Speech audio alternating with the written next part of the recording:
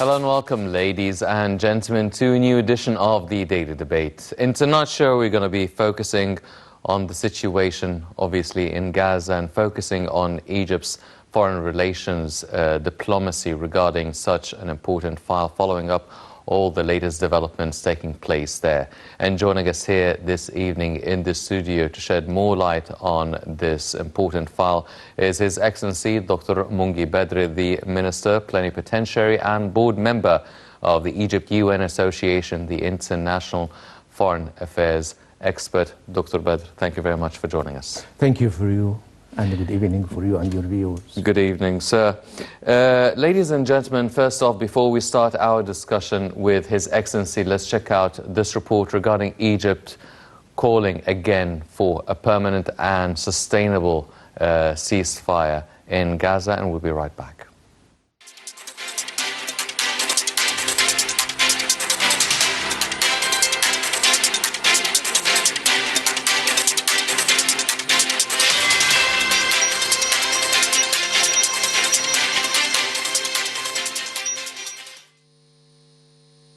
Egypt plays a crucial and pivotal role in the Middle East and the region, gaining weight largely because of its role as a cornerstone and an arbiter in solving various disputes. As a regional power, it's a key player in regional stability. Supporting the pillars of stability in the Middle East is one of the objectives of Egypt's foreign policy.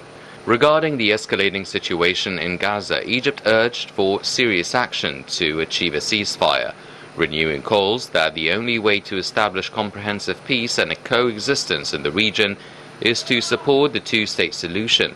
Egypt this week continued with its intensive shuttle diplomacy to broker a ceasefire, while its role in Gaza does not end on reaching it.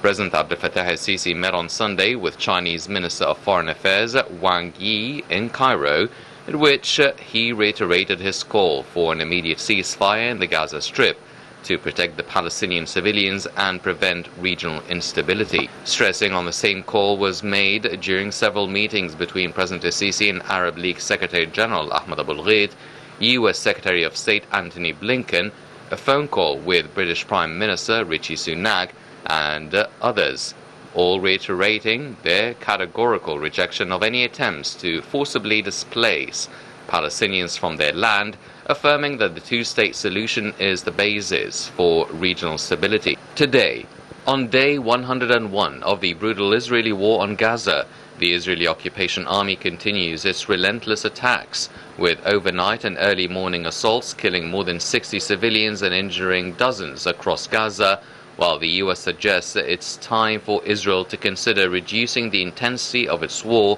rather than halting it altogether.